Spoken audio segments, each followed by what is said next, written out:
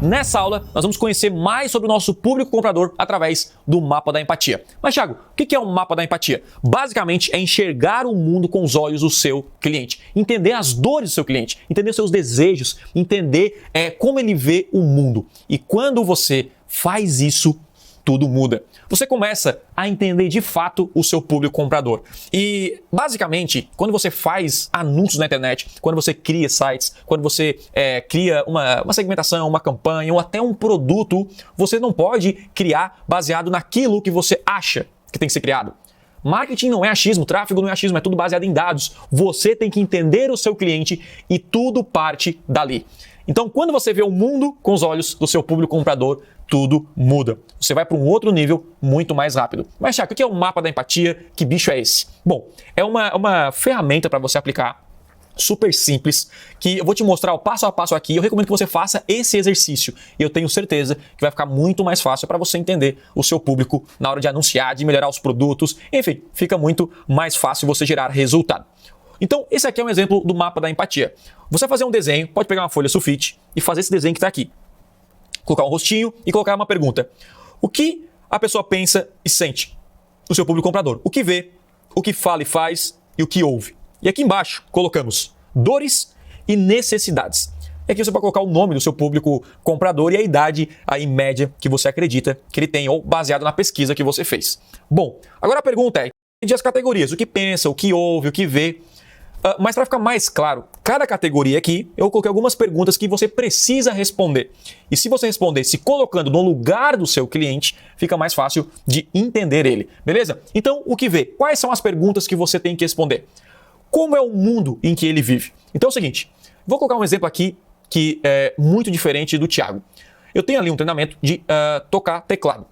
E a maioria do público são pessoas acima de 55, 60 anos. Então eu tenho que enxergar o mundo com uma pessoa dessa idade. E até para me ajudar eu posso fazer entrevista e perguntar pro meu pai, para um tio meu, para alguém que tem uma idade como essa. Então fica mais fácil. Então, como é o mundo que ele vive? É diferente que o meu. Talvez o mundo que eu vivo é mais tecnológico. Eu fico mais na internet, mais redes sociais. E talvez o mundo de uma pessoa assim não é esse mundo que eu vivo.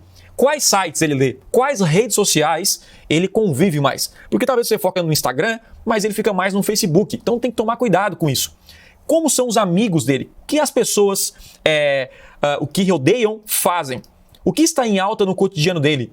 Que revistas e livros ele lê? Então isso aqui é você enxergar o mundo conforme o seu público enxerga. O que ouve? Que pessoas e ideais o influenciam? Isso é interessante. Quem ele segue na rede social? O que falam? O que influencia ele? O que as pessoas importantes de sua vida dizem? Que atitude tem as marcas preferidas? O que as marcas falam?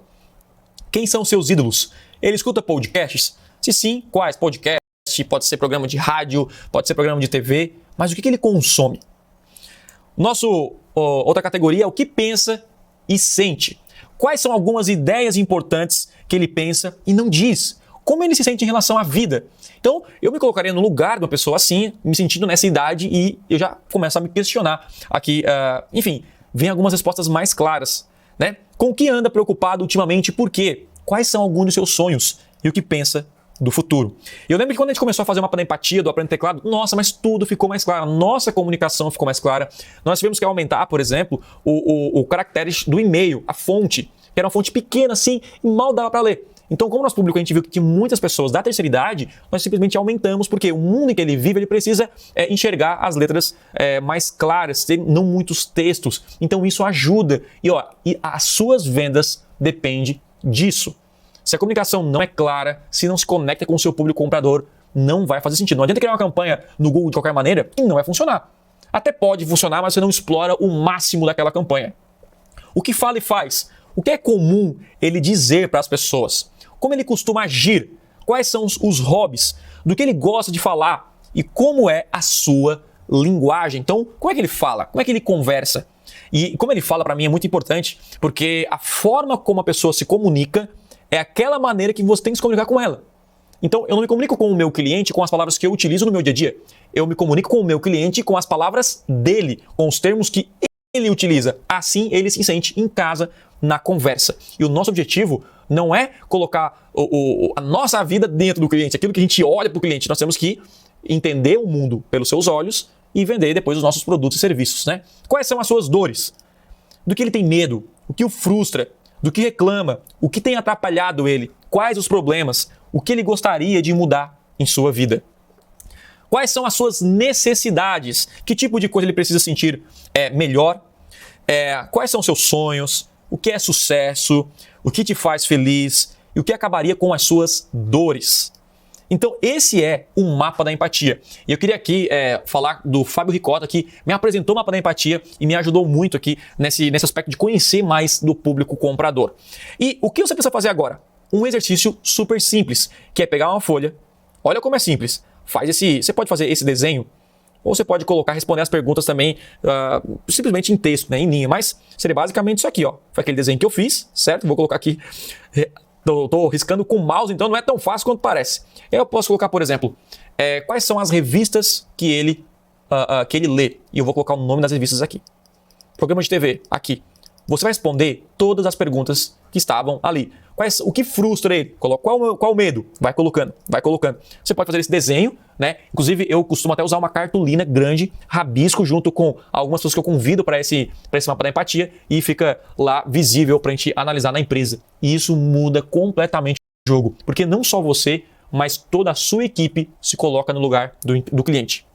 Para mim, não existe empresa de sucesso que não tem um mapa da empatia, porque o mapa da empatia aqui é para descobrir mais o público comprador. Mas quando você se coloca no lugar do cliente em todas as etapas da venda e pós-venda, o jogo muda. Porque, esse cliente é muito chato, esse cliente é não sei o quê. Mas na verdade você que é ruim, você que não deixou clara a informação, você que não passou para ele. Quando o cliente está satisfeito, tem cliente chato? Tem. Mas eu acredito que pelo menos no meu jogo é a exceção.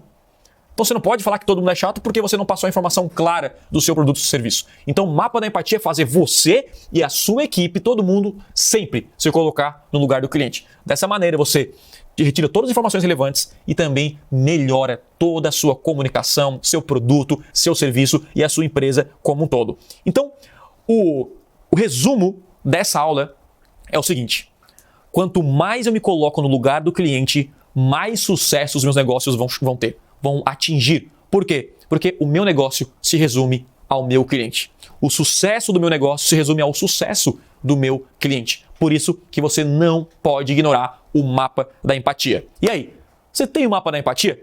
Se eu pedir para você aí, você tá desenhadinho? Ainda não? Então comece agora. Vamos colocar a mão na massa, que é na prática que a gente realmente aprende, tem dúvidas, e se tiver, deixa aqui nos comentários, estamos aqui para te ajudar. Mas, esse é o momento para você criar e conhecer de uma vez por todas o seu público comprador. Beleza? Tamo junto e eu te vejo na próxima aula. Valeu!